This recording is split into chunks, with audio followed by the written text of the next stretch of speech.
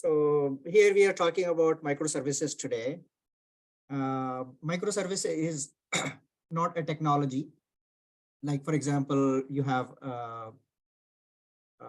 Microsoft Excel or Java or Python. These are some technologies, and microservice is not a technology. So people from any background, whatever is your profile, whatever your plan is in IT, you can just participate in today's session. And I'm not trying to prolong session like 1.5 hours. Sometimes we did. Today it will be really short because I'm just trying to talk about only the microservices, no technology, no software, nothing. And the reason why I'm trying to talk about the microservices today is in present day market, microservices are the way to go.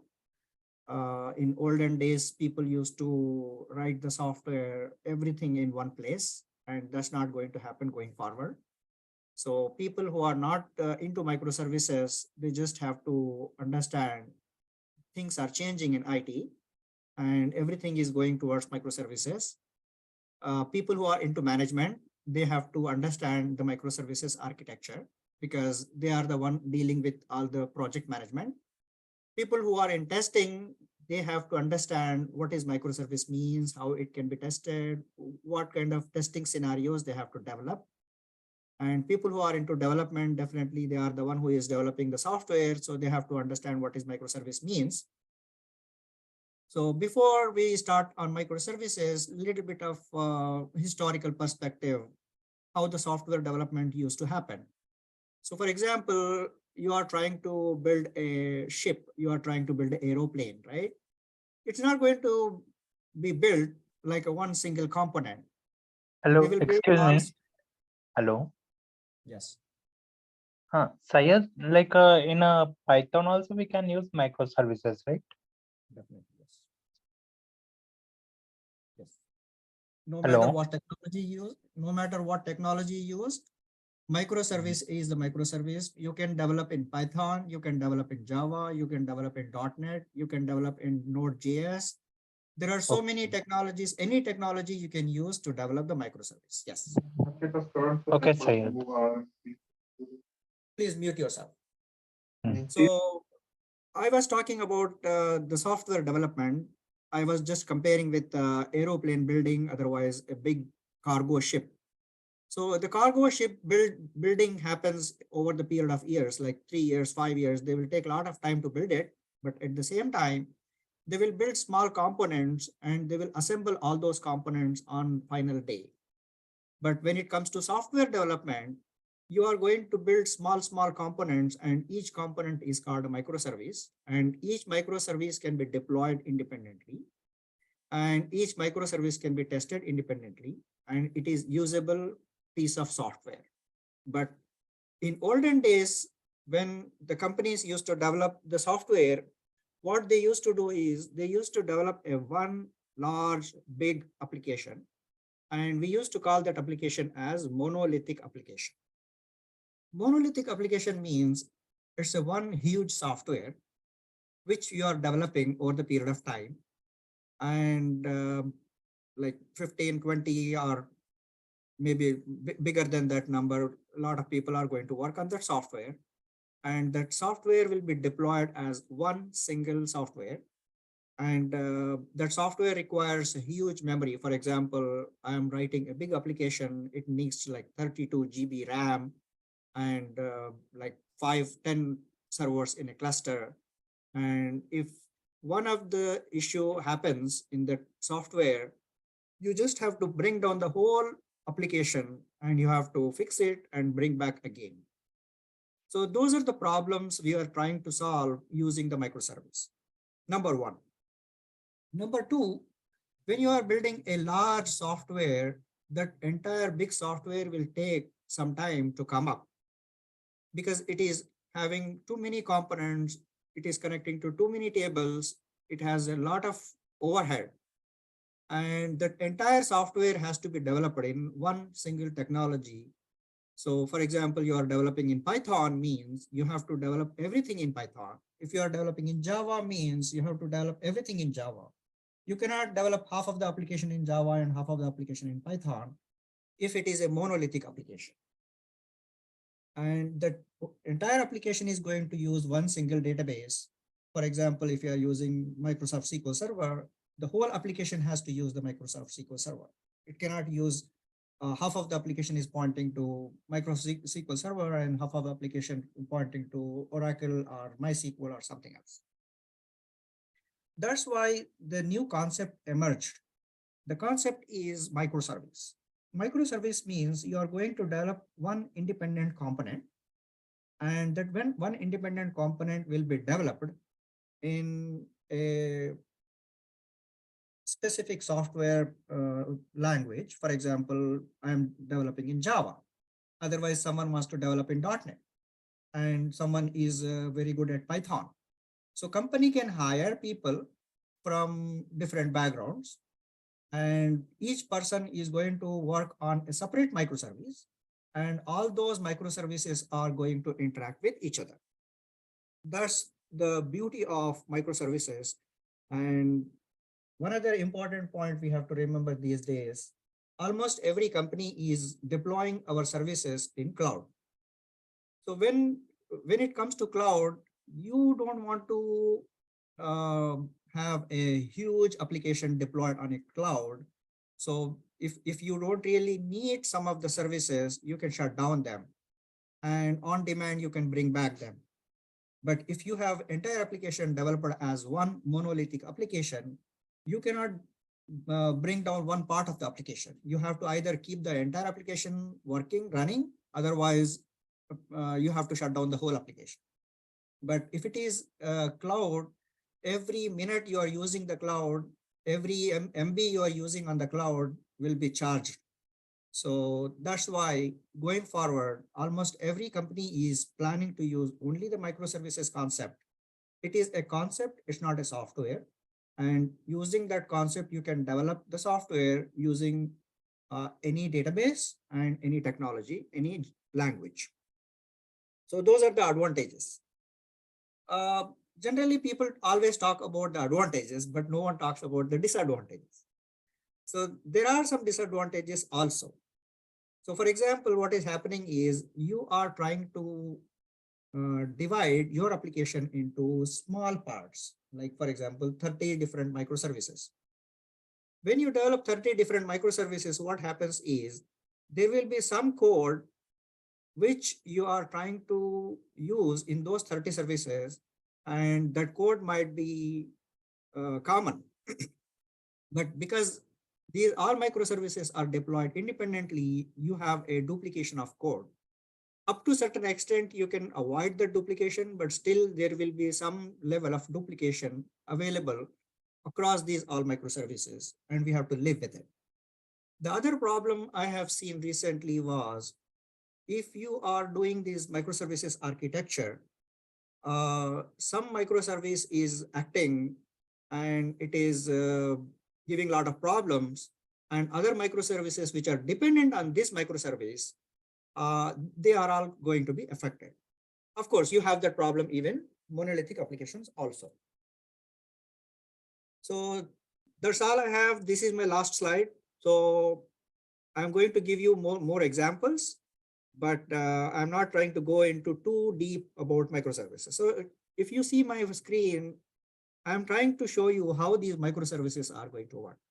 On the leftmost side, there is a phone, and some people are using the application in tablet, and some people are using that application in desktop. If you remember these days, for example, people who are in US, bankofamerica.com, the bankofamerica.com has a website, and it also has an app. So people can install their app in tablet or phone. Otherwise, they are trying to use the browser from their desktop or a laptop. But end of the day, no matter what kind of interface you are using, it has to go through the same software in the backend. So if people are in India or some other country, you can just imagine your own bank, for example, Araji Bank in Saudi, otherwise ICICI Bank, IDB Bank, or HDFC Bank in India. Every bank or every commercial application these days is coming up with their own apps. So even if you are interacting to the bank or whatever the commercial entity, for example, Emirates.com, QatarAirways.com, or AirIndia.com. So there are two options you have. From phone, you can access their application, or from tablet, you can access that application, or from the desktop, you are going to access the application. When you access that application, you think there is one single page or one single application, but behind the scenes, there are so many microservices, and all those microservices are going to serve the purpose of your single application or app. So for example, you are doing this banking transaction. When you go to home page, you will see, oh, this is your application, this is your account, this is your credit card, this is your loan account, this is your mortgage account. All those information is visible. Everything is visible on one single page for you as a user. But behind the scenes, what's happening is it is making calls to different microservices to fulfill the requirement of that particular home page. When you just log in, you will see your account balance is this much. Your credit card balance is this much. Your account is this. You have these kind of messages waiting for you. All these things are popping up on your screen, and those are all coming from a different microservice. And if you see my screen, there is a microservice developed in Java. There is a microservice developed in .NET, and there is a microservice developed in Python. There is a microservice developed in Scala, and there may be fifth microservice, which is not even developed by me. Some other company is working on that, and I don't have to talk to that company what kind of technology they are using. I just have to use their microservice and fulfill the requirements for the request coming to me, right? And when we are developing all these microservices, the security comes into picture.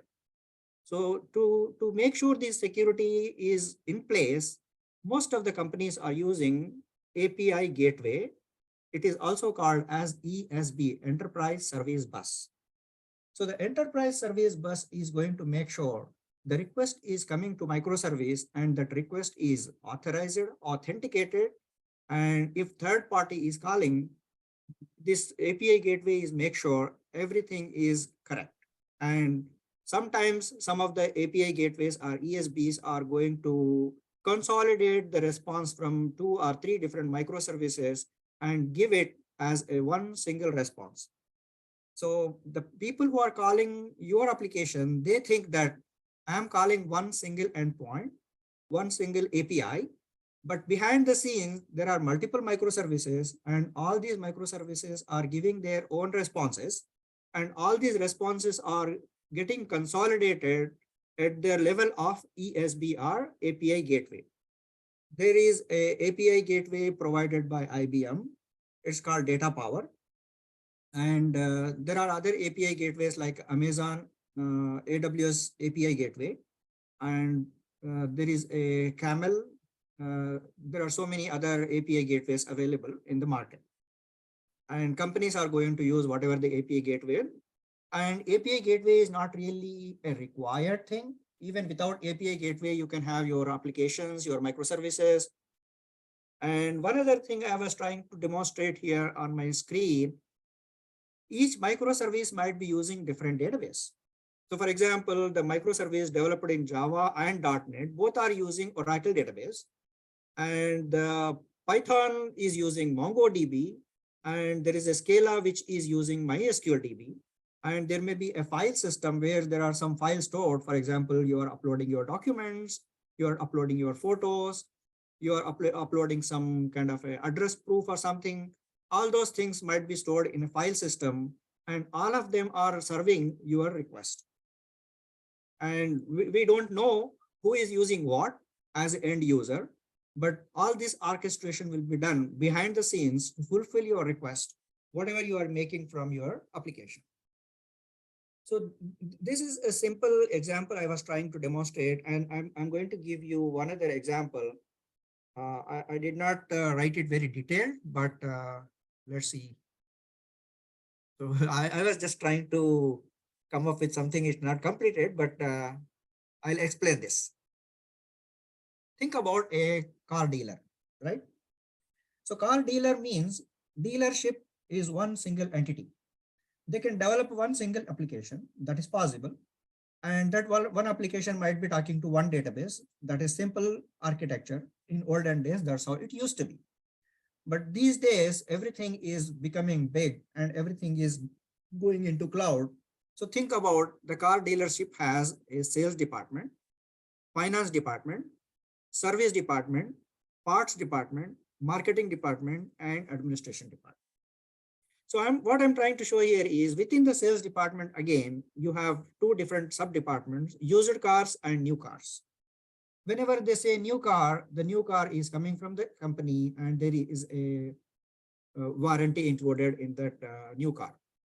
User car means some of the user cars might be having their own warranty from the dealership itself, but company is not going to give you any warranty. And when you say sales, they have to have some kind of a inventory information. So how many user cars I have, when did we purchase, how long it is staying with the dealership. New cars means which car is already available, which car recently sold, how much we sold it for, and how many cars are coming in the pipeline. We have already ordered, but we did not receive. All that information is going to be managed by a sales department. Within the sales department, you might have different microservices. You might have different databases. It is up to you. It is up to your company's architecture and the team who is going to decide what kind of softwares they want to develop for the sales department. Next comes the finance department. The finance department is going to make sure they are going to work with the bank. They are going to deposit the cash.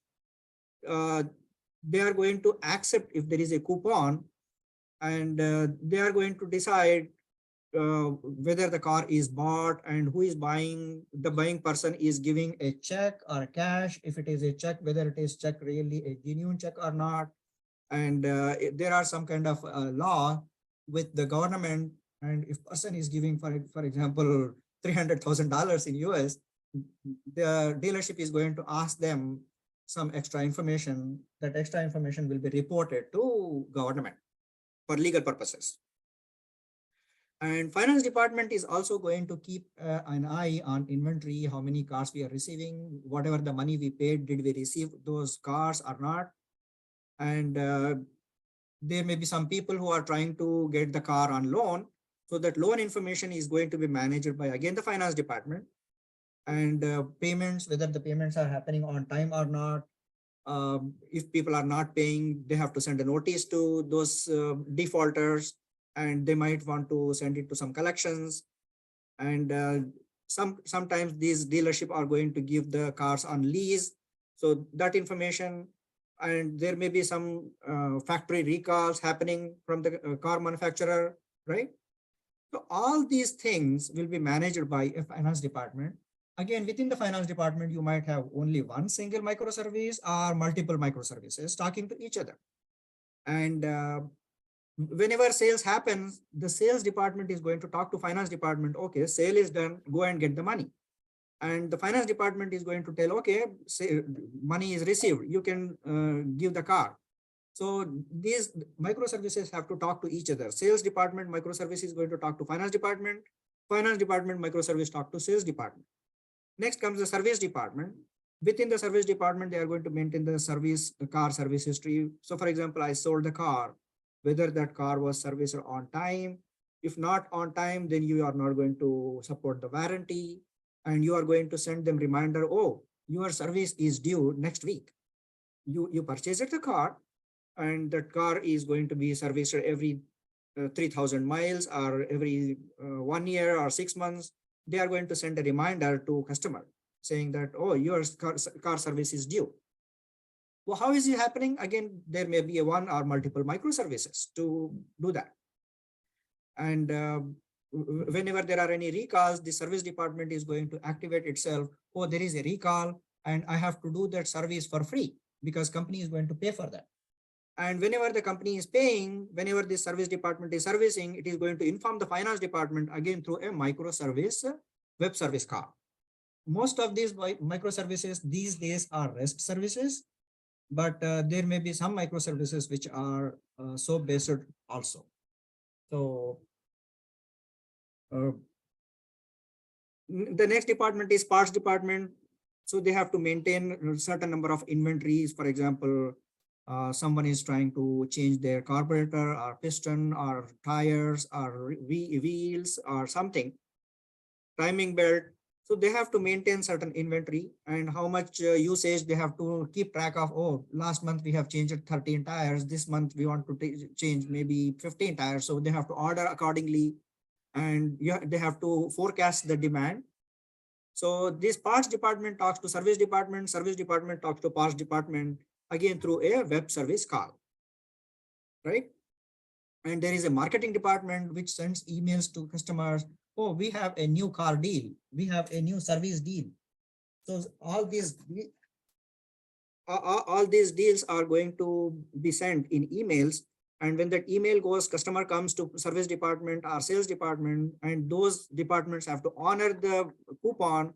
And the service which is generating the coupon is marketing department, but the service department and sales department has to honor it, right? So all these things are going to happen. A microservice interaction, one service is talking to other service through a web service call. And finally, in the same dealership, you have an administration department. And the administration department has employees information, and they have to make sure these laws are followed. For example, in US, all these dealers, they are going to register your cars. You are not going to register. You buy a car and register by yourself. The dealership is going to do the registration. So when they are doing the registration, they have to follow the local laws. And whenever there is a change in law, this administration department has to update their software, right? So this is one simple example where different microservices are interacting with each other. I think I'm not going to prolong too long. Let's take some questions if you have any. Yeah. Any questions?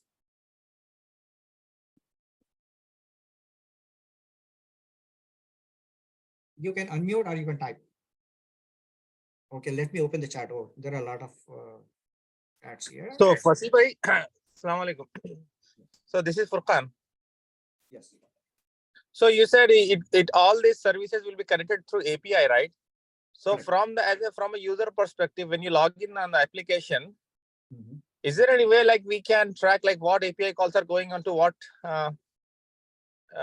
client? For example, if you're looking at the network tab, right? So will you know, for example, we have some CDN calls or all the Cloudflare calls like that? Do we have anything like that for these microservices as well? No. See, you as an end user, for example, I have installed Bank of America app in my computer, in my phone. Why I am so curious how many web services they are using. Even if they are using 100 web services, I don't care. I'm the end user, right? If you are a technology specialist, you might be curious to know what kind of calls they are making, how many calls they are making.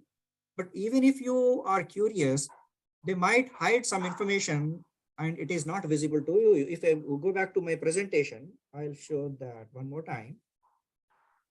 The reason I'm asking that because, for example, if the performance of the application is slow, so we want to know what call is taking, slower time. If it is because of our application, in-house application or something from the outside.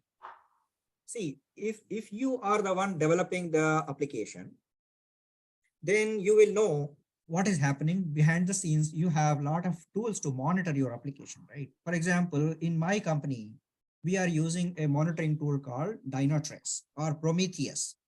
These tools are always monitoring. I don't have to wait for the customer to face the problems and then customer is going to complain, oh, my service is slow, my web page is slow, my something is not loading, credit card is loading, but the bank account is not loading.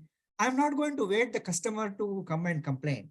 I am going to use all these monitoring tools in my company, and those monitoring tools are going to inform ahead of the time. For example, the CPU usage went from 30% to 90%, 30% to 70%, 20% to 80%. whenever that percentage goes up, I am going to get an alert and I am going to be proactive. And second thing, these days, all the companies are using, I'm going beyond my topic. So what is happening these days is there is something called auto scaling. Auto scaling means they are going to increase the size of your footprint. For example, you have a 2 GB memory, they're increased to 4 GB memory.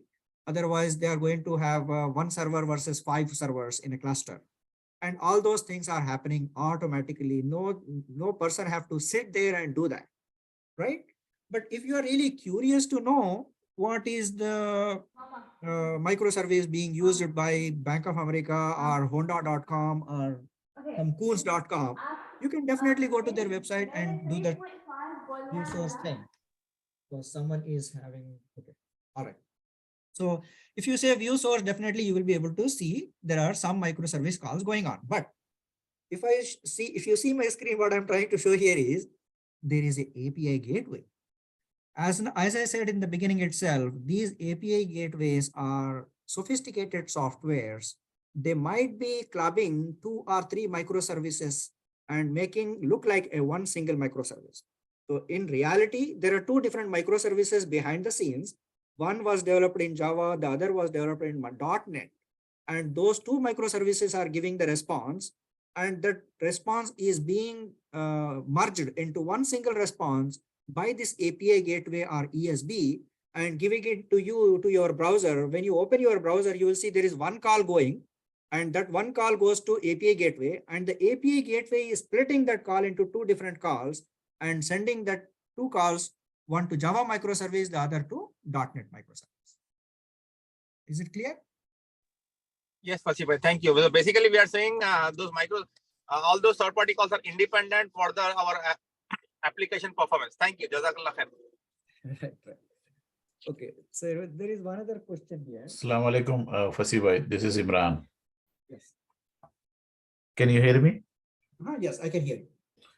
Okay, so I'm a healthcare IT person. I work in Oracle right now, and I support Children's National here in DC.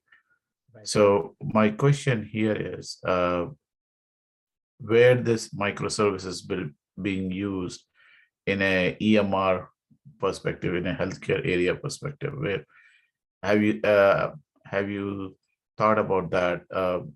For example, we have a big EMR like Epic or Cerner or Allscripts or Meditech, or in that environment, in that setting, where do we see this microservices being used?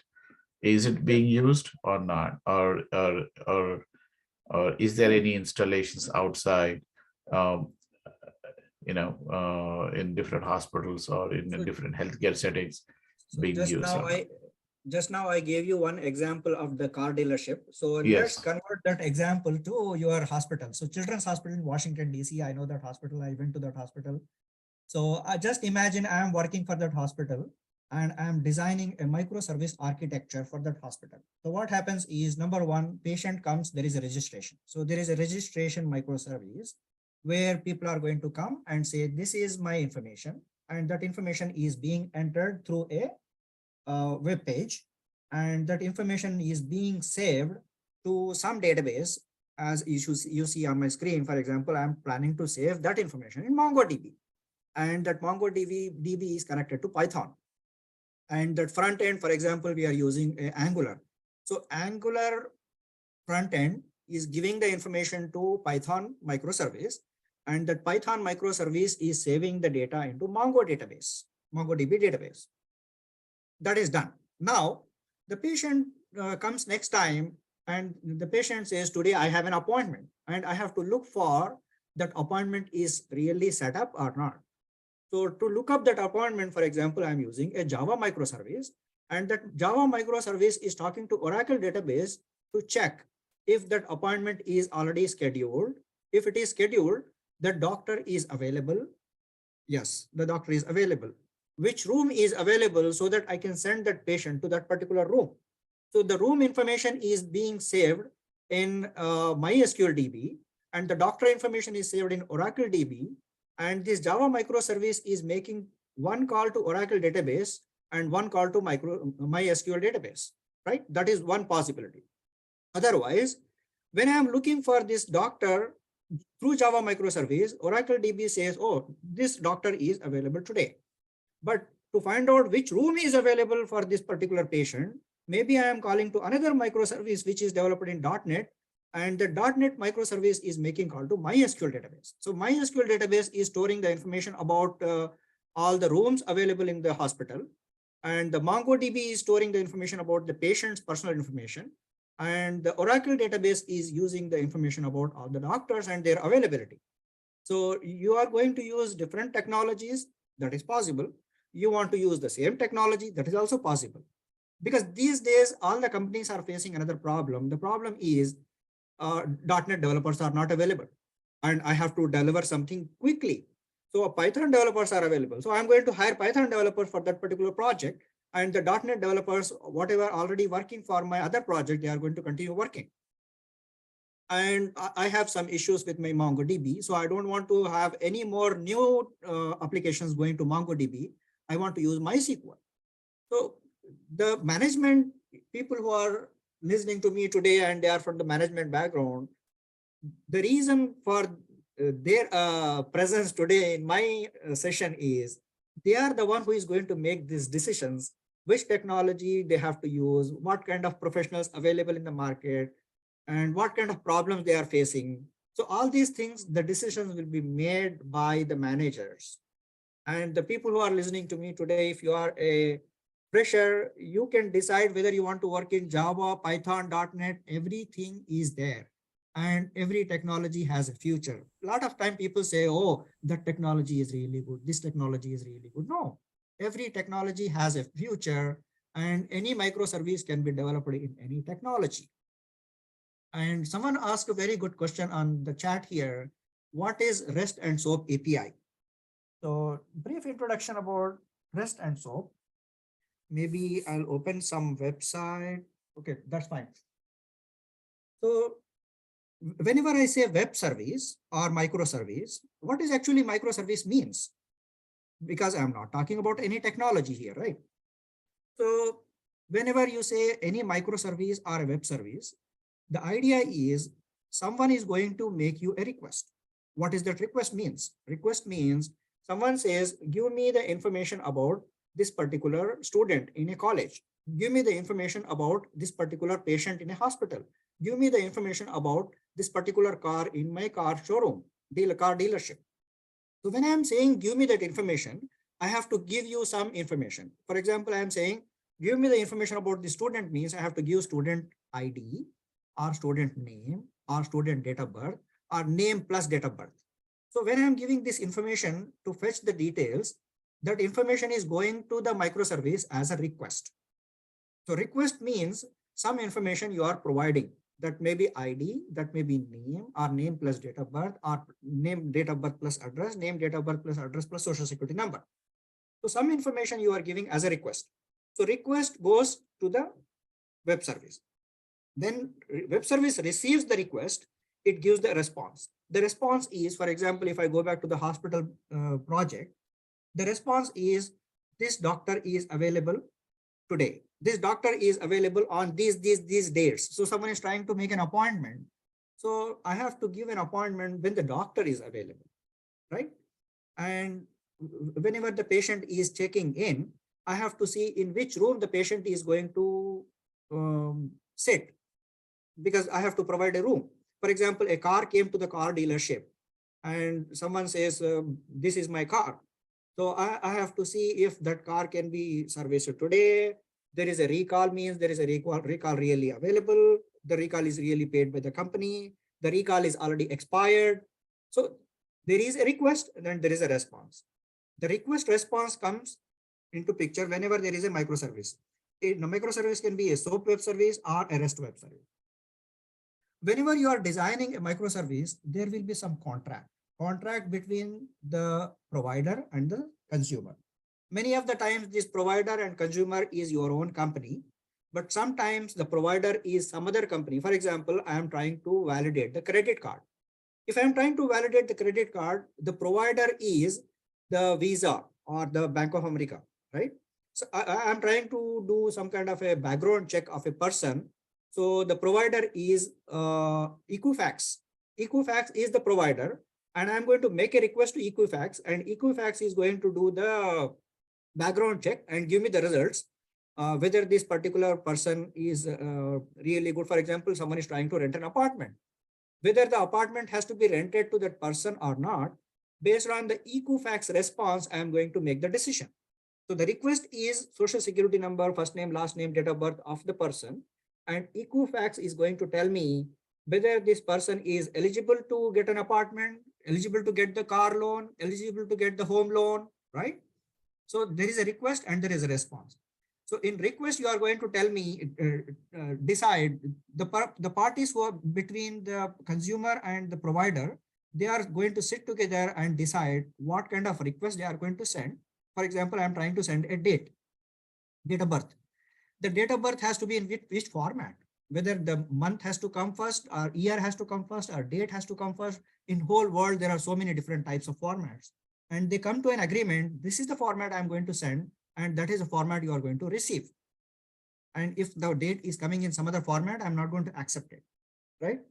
So what are the fields, what are the values you are going to send in a microservice, any request, and what kind of data type you are going to send. For example, I am trying to send the car price.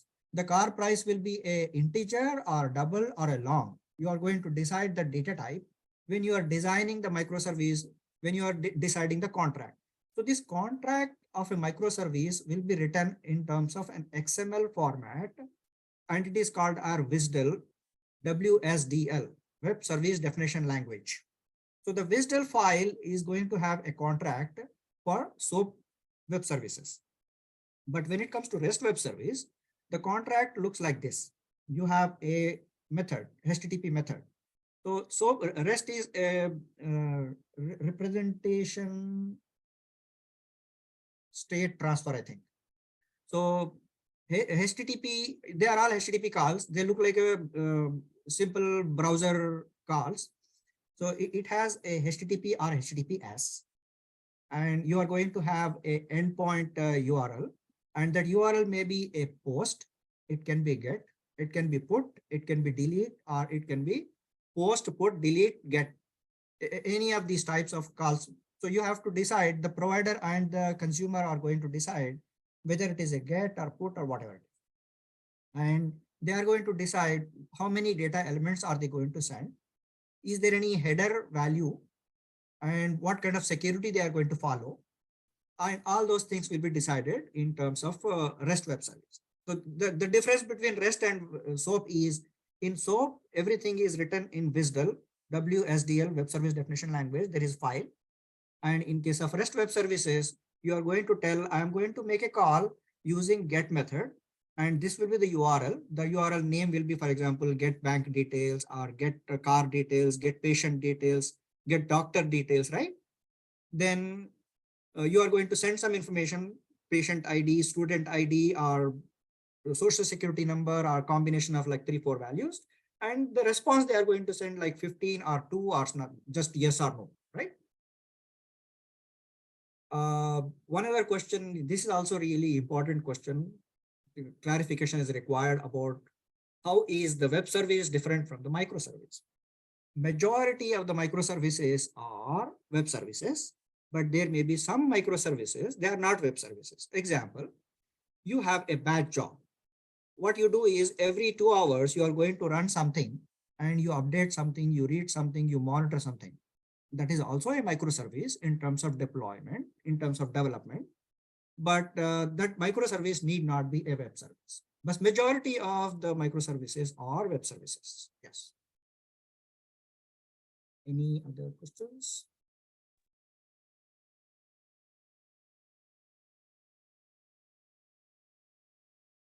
Assalamu alaikum, brother Syed. Yes.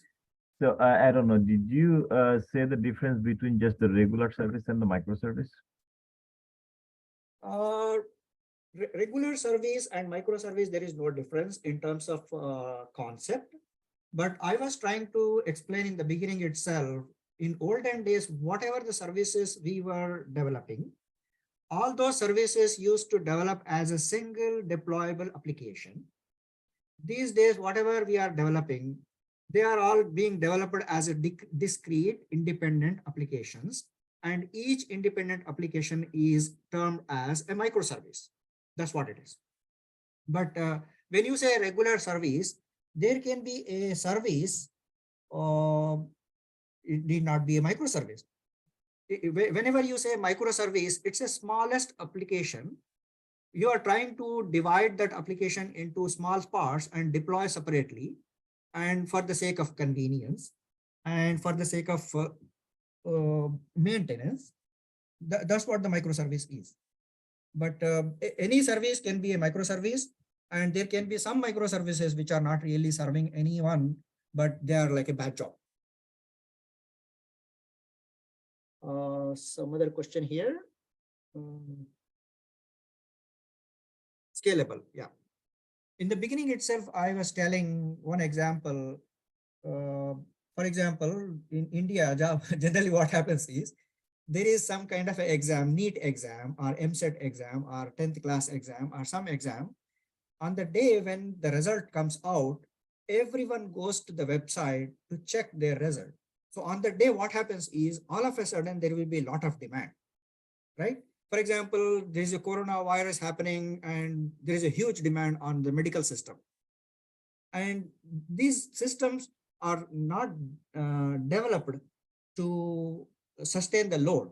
So in olden days, it was really difficult for them to upgrade their infrastructure. For example, I have 2 servers and each server has 4 GB RAM, and that's all I have. If I want to buy another server, I have to order a server and I have to get it shipped. I have to install it. I have to make sure there is a software, and it takes a lot of time to upgrade. But these days, due to cloud architecture, everything is deployed on cloud. What is happening is you don't have to order hardware. You just have to tell this Amazon or Google or whoever their service provider, they are going to provide you a new system, new hardware, new RAM, new CPU. Within milliseconds, they are going to do that. So the scalability happens whenever there is a huge demand, automatically it scales. And people who are working in DevOps world, they know what is scalability means, what auto scaling means. Whenever the demand goes up, it is going to create another instance of the same server in a cluster, and it starts serving. And if there is a huge demand, people are anticipating tomorrow there is a result, NEET result. A lot of people are going to come to my application. They are going to configure their system, just change the configuration from two servers to 10 servers or 25 servers.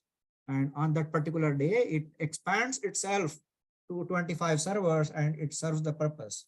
So definitely microservices are scalable, and scalability is an important aspect in terms of software IT.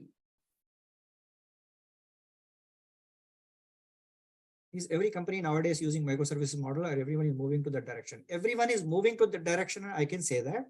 Every company is using already. I don't know. There may be some companies which are still using the old fashioned deployment, because I know a lot of my friends who are working for companies, they are still using the software which I was developing in 2003.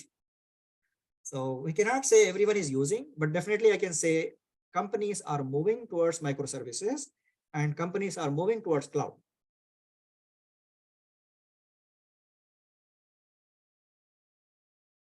Any other questions? Assalamu alaikum. Assalamualaikum. Go ahead.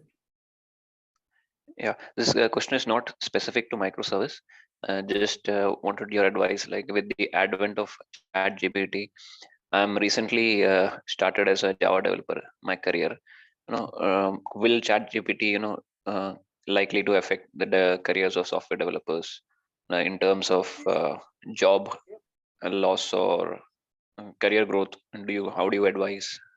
It's a very good question for entire audience actually, because these days a lot of people are having a lot of doubts about this ChatGPT, artificial intelligence, machine learning. All these things are coming and they are going to snatch our jobs. I can simply say in one word, that's not going to happen because in 1998, I was learning Java. At that time, there was no Eclipse. And today in 2023, almost every company is using some IDE. It need not be Eclipse. It can be something else. It can be Visual Source Safe or Visual Source Code. It can be, there are so many IDEs. What these IDEs are doing is, I don't have to write public class Java, this, or public something Python. You just have to tell, okay, this is my class, these are my variables, you generate it. So it is going to generate the code. So it is generating the code. That doesn't mean the whole development is being done by the Eclipse, right? Exactly in the same way, no matter what kind of chat GPT comes or something else comes, they are going to help us do things faster, do things better. But at the same time, actual logic will be written by humans, and that logic will be maintained by the humans, and humans are the one which is going to dictate everything. But people who think that in 2003, in 1995, I used to do this, in 2023 also I can do the same thing. No, you cannot. You will be out of job if you think you are going to work like a person in 2003. So every day new challenges are coming. That doesn't mean they are going to snatch your jobs. Definitely they are going to help you so that you can develop something faster, deploy something faster, deliver something faster. But that doesn't mean it is going to replace your job. No. Thank you, Fasiuddin. Any other questions? Assalamualaikum. So we can say cloud is a microservices. So cloud is another different discussion. So if I want to explain what is cloud in simple terms, in few sentences, in 1995, for example, every company used to have their own machine. So they used to buy a hardware, they used to buy a computer and put it in their building, and that particular hardware is going to be maintained by that company itself. And if they need bigger hardware, they just have to throw that server and buy the new one. That is called upgrade. They used to talk to Microsoft and get the Microsoft software, for example, Microsoft SQL server, otherwise Red Hat server or some server, some software they have to install, operating system they have to install. They have to go to that company and ask them, get their invoice. They have to pay for that software and install it. Tomorrow, if the company thinks that, oh, this Linux is not good, I want something else, and they have to just throw away, otherwise stop that contract and write a new contract with another company. So that's how everything was. But when it comes to cloud, you don't have to maintain a room for the server. You don't have to buy that hardware called server. You don't have to talk to any software company, Microsoft or Oracle or something else. What is happening is you just have to talk to one company called Amazon or Azure or Google Cloud or IBM Cloud or Apple Cloud or some company which is going to maintain everything for you. So if you need a hardware, you just have to tell them, I need a CPU with 4 cores. Otherwise, you can say, I need 14 CPUs with 4 core. Within milliseconds, they are going to provide you. And if you need Red Hat, you can say, I need Red Hat. Otherwise, you can say SUSE Linux or IBM DB2 or IBM some software.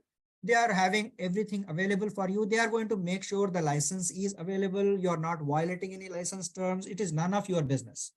You focus on your business, and software licensing, software purchasing, software renting, everything will be done by that company. So cloud means there is a company which is buying the hardware for you, which is buying the software for you, which is maintaining the licenses for you. You just have to tell them what you want. In return, what you have to give is you have to pay for the money. If you are using like 4 GB per second, you have to pay for that. If it is 4 MB per second, you have to pay for that. You don't have to pay whatever extra you are not using. And you need a computer with 4 CPUs, okay, you are going to get it. Tomorrow you decide, no, these 4 CPUs are too much for me, just get rid of 2 and give me only 2 CPUs. That's fine. They are not going to penalize you. Oh, you asked me for the 4 CPUs yesterday, I bought it, and you are not saying you don't want it, so there is a penalty. No, nothing. You just say, I don't want it, you don't want it. So that's our advantage of using the cloud. That's why every company is planning to use the cloud. Yes, exactly. It is called renting. Yes. Okay, thank you.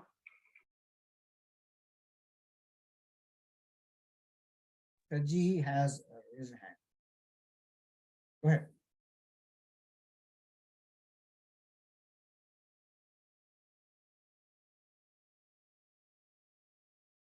Any other questions? Assalam Fasibai. So it's a renting, but data is mine, correct? So whenever I need my data, I can back it up from the cloud. Yeah. So that is another apprehension people have. Oh, this is my data, and they might be misusing it. They might be saying, oh, your data is not available. No, there is a guarantee that whatever the data you are saving in their servers, the data is available for you whenever you want. And first of all, when we say cloud, right? What is cloud? First of all, why are they saying cloud? Cloud means if you see at the sky, the cloud is here today. After 15 minutes, it won't be in the same place. It is moving somewhere else. In the same way, they are saving the data in some server today, but tomorrow they will be saving the data in some other server.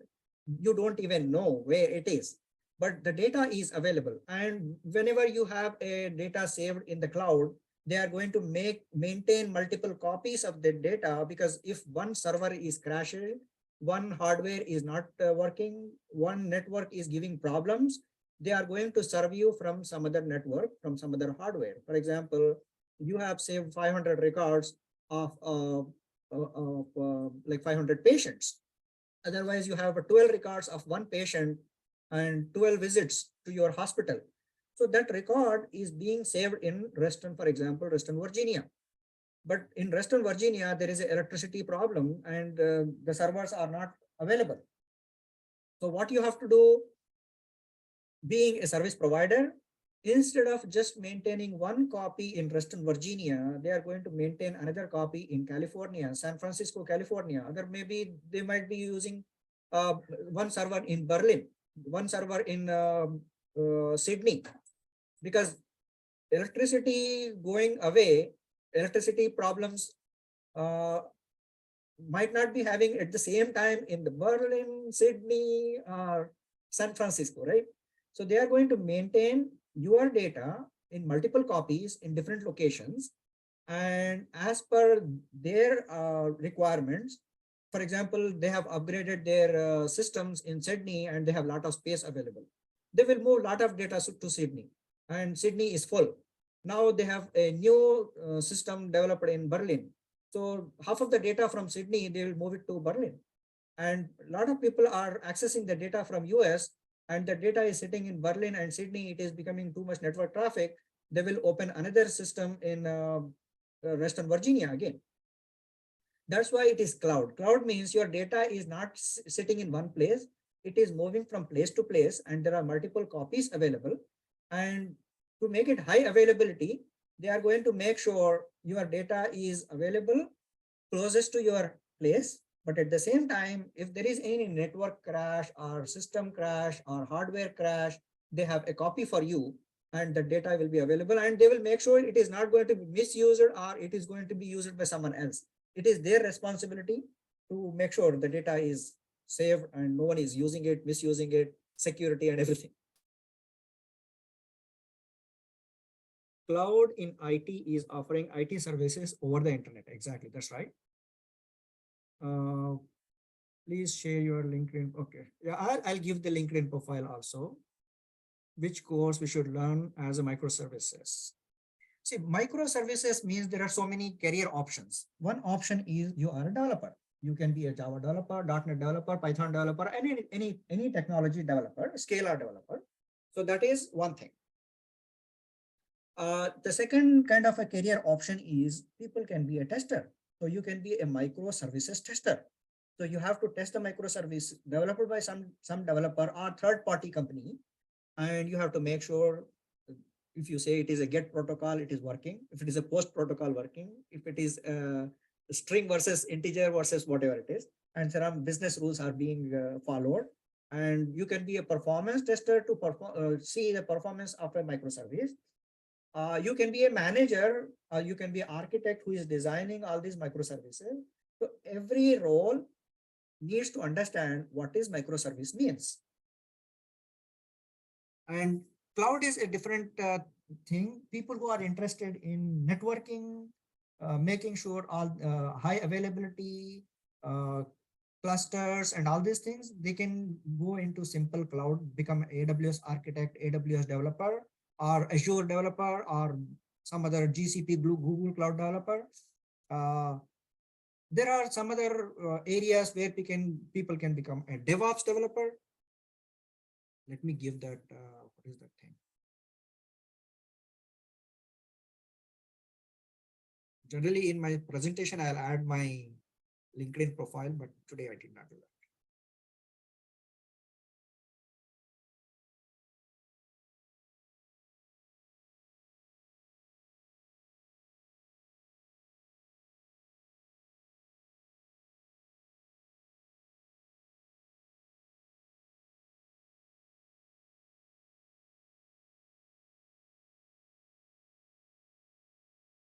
So that's my LinkedIn URL. And here is my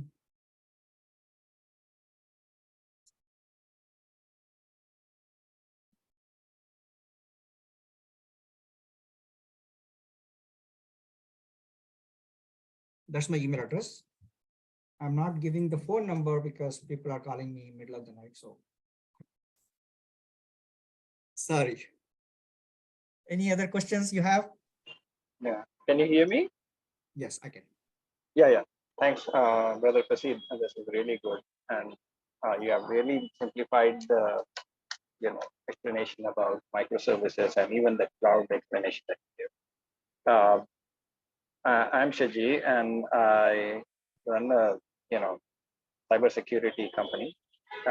Wanted to explore options on collaborating for some youth technology awareness, as well as for collaboration going forward and working together for some application development as well. Would you be open to that? Definitely, we can talk offline. Okay, I've noted your link profile. I'm trying to save the time of everyone else. There are 25 people on the call. Fasid bhai, I just want to know, like, microservice can be one application or it can be multiple web application and also a mobile application. How you define microservice? It can be multiple applications or single application. Majority of the times, whenever you say microservice, means it is a one single deployable entity. Deployable entity means you are going to run that as a separate software on a small machine. That machine can be, for example, 0.1 CPU, which means there are like 10 microservices running, sharing the same CPU. And each microservice might be using like 100 MB RAM, not too big, but I cannot say 10 different applications together called as one microservice. You can have a service which might be serving the purpose of two different things. For example, you have a small shop, and that small shop has 2 employees and like 200 customers. So you don't have to develop 2 different microservices for sales and the payroll. So that is the simple example I can give. One single microservice working as a sales department microservice and the payroll department microservice. But majority of the times, in majority of the companies, each microservice is going to serve a specific purpose. As I was explaining in my dealership example, you are going to have a microservice or multiple microservices within the sales department, within the service department. If you go to hospital, for example, you have a patient's department, doctor's department, nurses department, supporting staff department. So every department have either at least one microservice or multiple microservices, but these microservices are going to talk to each other, and they might be talking to external vendors also. For example, if you go to hospital, you are trying to submit a claim. The claim has to go to health insurance company. There may be some other company which is processing the claims, and they receive the claim, they will validate the claim, and then they will send it to the health insurance company. So I'm just trying to give the examples which people can understand. If you want something else, I can explain that also. Don't worry. Recording, yes. The CGC always records, and these recordings are available on YouTube. Yes. Shoaib, you can stop the recording.